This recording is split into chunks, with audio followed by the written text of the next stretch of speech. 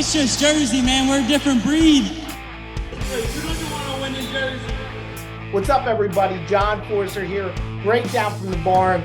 With me, as always, we're on episode 41. We're getting up there, Winnuck. With me, as always, greatest mind in wrestling, Eric Winnuck, and we got a big guest on today, All-American John Poznanski. How you doing today, Poz?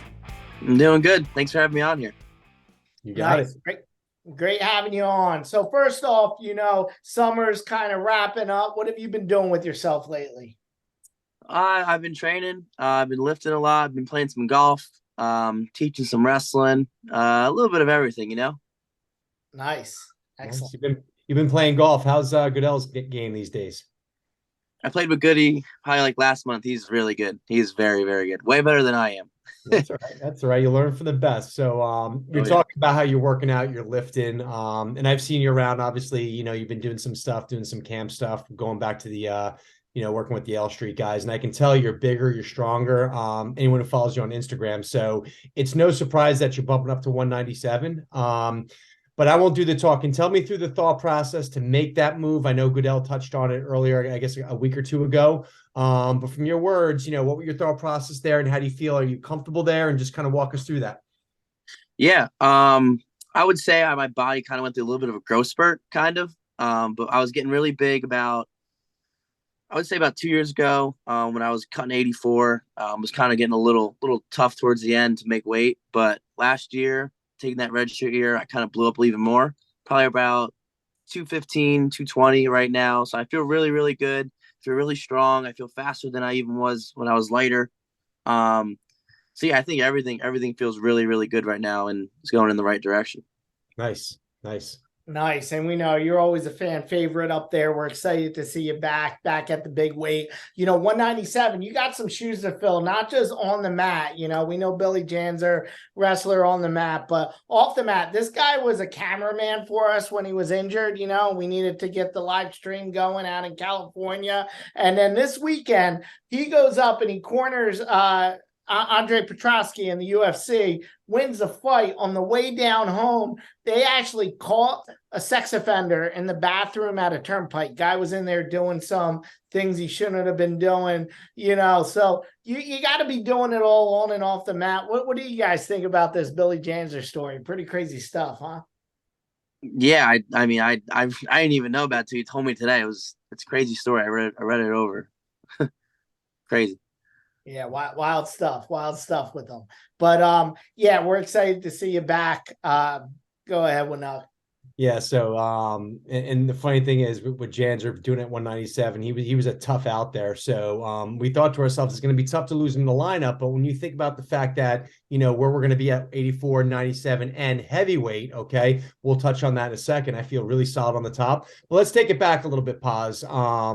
Before we start talking about this year's season, the team that we've got coming in. You come in, I think, you're a top recruit coming in. Everybody knew it. It was probably the top recruit we had for Rutgers, probably one of the better recruits we've had since Anthony Ashnault. You come in, and I think a lot of people expected you to come and have a solid year, possibly be a qualifier, make a run on knocking off some top guys. You go ahead and take fourth in the nation, and you came very close, okay, to knocking off Hidley and being in the national final. So why don't you just walk us through that year? Did it come as a surprise? And just kind of talk us through that wonderful year.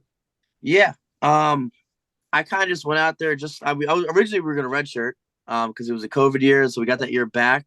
And I was like, oh, let's just wrestle. So we went out there, we wrestled, and it was an odd year.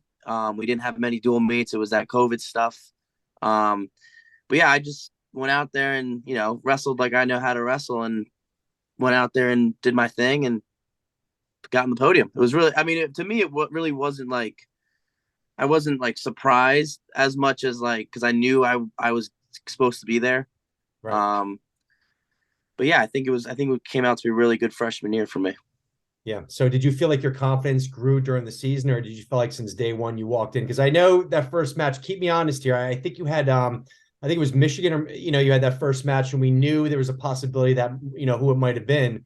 But right off the bat, you got a Big Ten opponent, okay? Going in there, did that lift your spirits knowing that you can go and compete against a Big Ten opponent? Did that kind of drive you forward, and how to kind of like get you through the season? Yeah, that whole year was just Big Ten. Yep. That season. So I knew I was, right out the gate, I was wrestling the best guys. Yep. So I kind of just, took it all in and took it match by match. And I knew I was, the underdog, because I was coming in, no one really knew who I was. And then just started, beating people and doing my thing. Yep. Yeah, and then next year we'll talk about it. You came back, still had a solid season. Finished top 16. I remember you had some big wins early on. I think you beat Washington pretty handily. I know you don't say it. There was some injuries going on there. We could kind of tell watching it, but you still got it out the season. What did you learn in that season? Going through that grind in that season. Yeah, that was a tough year for me. People would say like I had I still got to the tournament, NCAA tournament, went 2-2, but for me, that wasn't, what I wanted to get done. I really want to be on top of that podium. And that was definitely, a long, tough year for me, on, off the mat. But, no excuses. You got to, fight through everything. And, being healthy is really, really key for me too. When I'm healthy, I wrestle like I know how to wrestle. When you're not, it's other distractions come around and, things don't go out your way. So, but I think it was a good year for me to, learn more about myself, learn more, mentally about the sport, more technique. So I think that year leaning into my redshirt year is, something that helped me to get where I am now. Yeah, it's funny because I was thinking about that season. The first thing that came to mind when we talk about kind of that sophomore season for you was Anthony Perotti. And it was a little bit different in the sense that Anthony Perotti didn't wrestle his first year, but he came in, surprised the world, becomes an All-American. Second season, again, had a really good season, but kind of falls off that podium. Okay. So, if I could think of anyone you could talk to, he was kind of in a similar situation, came back kind of that last year, got right back on the podium. So it's like that trajectory of just having that bounce. But after that one season where you come out of the gate strong, that's kind of what kind of came through my mind. But you talk about that redshirt year. Okay. Let's talk about obviously it got you healthy. You got bigger, you got stronger. You obviously you hit the weight room really hard, but let's talk about how that redshirt year has transformed you in more detail and how do you think it leads up into the season? Yeah, I would say this year I really focused on my technique. I've done a lot more teaching at Yale Street and doing some clinics. Yep. I would say my positioning and knowing how to, simplify the technique. I would say that's somewhere I really, excelled in this redshirt year. And I think just mentally, like, thinking through positions, taking things more step by step, one by one, day at a time, both on and off the mat really put me to where I am now. And then, physically I got healthy again. I got a lot stronger. I got faster, even though I got bigger. So I think in all aspects of, wrestling, all aspects of life, I've definitely excelled and I'm ready for this year. And I'm really excited to get back out there because it's been so long. And I'm itching to get back out there. A lot of people are paused, man. I'm telling you, a lot of people are excited about you coming back. So that's great to hear. Yeah, and we're pumped. I know you talked about Yale Street, our buddy Donnie DeFilippis over there. I know you worked with him going in high school and wrestling at Colonia. Tell us how that kind of geared you to be ready to go to Rutgers and wrestle there.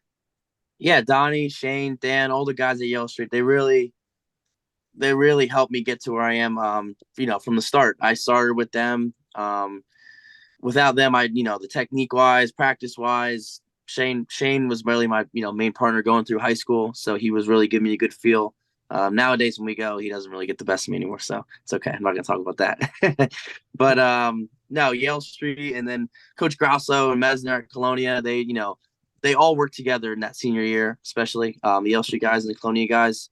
So without, a group like that, I don't know where I would be, Yep. It's funny you took it out of it because I was going to ask you, can Shane take you down now? But I think you kind of I think you dropped a hint there what you think the deal is. And listen, just to expand on, not to speak with you because I know Donnie's talked about this in kind of that post-COVID year, that COVID year when there was a lot going on. He did some of the reportings, and I know he had Grasso kind of on the messaging, and the fact that what was nice about that situation, John, which I think a lot of coaches can learn about, is a lot of time there's not a really good symbiotic relationship between the high school coach and the club coach. I've talked to high school coaches who get really frustrated with the club coach, feels like they're coming in, they're taking away from what they're working on. But I really felt like the two of them kind of really worked together, had your best interest at heart, and I felt like it was a really good relationship. At least that's what I saw from the outside. So I'm sure you'd agree with that.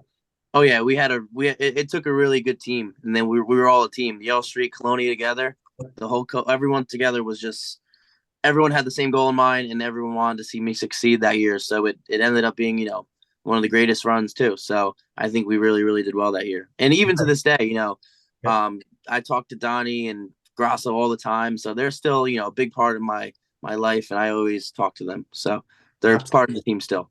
Yep. Let's talk about this season, because I think last year, it's funny because when John and I were at the we're kind of working out with the group there, and we were doing a podcast from the from the practice room, and we were really excited about the attitude of the guys, and very optimistic. But you could tell Scott was like, just pump the brakes. This is going to be a transition year, okay? And then John, I think you'd agree, we could sense it. We're in the room. We felt really good about the attitude. We could see the kids really grinding, going hard, but you could definitely tell Scott was a little bit, let's see how this year goes. Coming to this season, though, for one thing, and I'm going to butcher the last name, so I'm not going to do it, but we've got a nice heavyweight that's coming in. I know you and him have had some conversations, and I know you were close to Boone as well.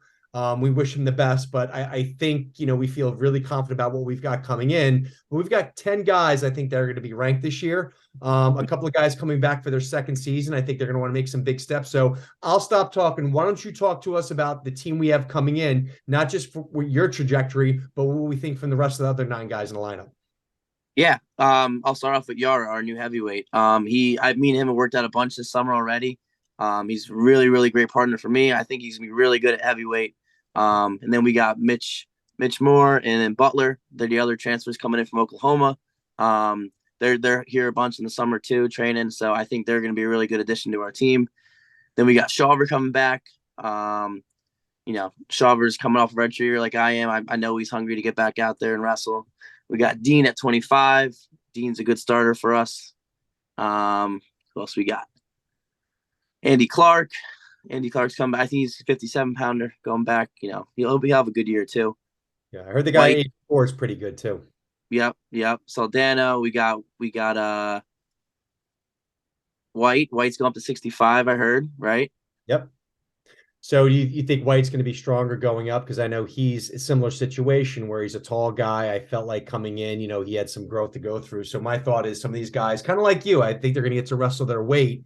And we've talked about all the time. A lot of guys, if they're cutting hard or they're wrestling under their weight, they're not as fast, they're not as strong. So sometimes when you come in at the weight, makes all the better. So I think there's going to be a lot of guys fighting for the podium. So I'm going to put you in the spot. How many make the podium this year? Oh, hopefully all of us. If we all get on the podium, that'd be a really great year. That's a good answer. But I don't know how to answer that question. I'm going to go with all 10. I like that. Good answer. That attitude. Anyone you think is going to surprise some people this year? Is there anyone that you think is going to make a big jump coming in? I would say us as a whole team as a whole, we're going to surprise a lot of people. I think up and down the lineup, everyone's going to surprise. I think we're going to knock off, we've always wanted to knock off, Ohio State or Michigan, one of those big teams. I really do believe with this lineup, we could do it. Yep. Cool. It is solid top to bottom, so I can see that happening. Yep. Yeah. So let's step back from wrestling off the mat. There's a lot of cool stuff. So John, you say the right things. You're getting out there, you're answering the questions, but a lot of guys don't know. I mean, we sit here and I'm shooting the breeze with Paz on the mat and the side at the camps and stuff. Really great personality, but you got a lot of stuff you're doing off the mat. Okay. You got your whole country music thing. You're doing your Instagram thing. So, but talk to us about John Paz when he's not wrestling, when he's off the mat. What is a day for you off season? Okay. You got a week off. What's John doing? Well, recently I've been playing a lot of golf. I've had that golf itch. I played the last 4 days in a row. I started caddying a little bit at a golf course too. So I'm, doing a little bit of that. Just training. What else do I do? I'm not really, I don't really do a lot. I play a little golf. I'm a big napper. I take a lot of naps. Yep. I I like the beach. I enjoy going down the shore. Yep. But yeah, that's pretty much it. I don't really do a whole lot of crazy stuff. Paz's Gym. Let's talk about Paz's Gym. And if you're not on Instagram, man, Yeah. publicize that, Paz. That's a cool thing. You got your pops out there. You guys are. I look at these guys. I get depressed. I'm like, here I think I'm getting back in shape. I'm like, I'm done. I'm done. I might as well pack it in. So talk us about that Instagram page and kind of the workouts you do. Yeah, so Paz Garage Gym is just a little Instagram I just started making when I was, I don't know, maybe 2 years ago. Me and my dad would lift in our garage, and I would just post my videos on there just so I can, get them out of my camera roll, just to save some space. And then it ended up blowing up a little bit, and now we have a little bit of a crew at Skiba's Gym in Carteret. Yep. So we train there, 4 or 5 times a week, and I think it just, we have a nice little group. We train through the West Side system. All the methods they have there. If you don't know about Westside, look it up. Yeah, definitely, show you some stuff. And then, I think it's just we got a good crew that we all are looking to get strong. Yep. Nice. That's awesome. So, Paz, last question, season's coming up, what got you, what are you most excited about for this season? I'm just excited to get back out there. It's been a long redshirt year for me. I'm just excited to get back out there and wrestle in front of everyone at the Jersey Mike's Arena and just wrestling in general, taking it match by match and just going through another season and get on top of that podium at the end of that year. Nice. Nice. Well, we're excited to see you. We're going to be back there. Me and Winnock, we're always up front, going crazy. We'll be back there. Make sure you guys, follow the show, follow Paz Garage Gym, and we'll talk to you guys later.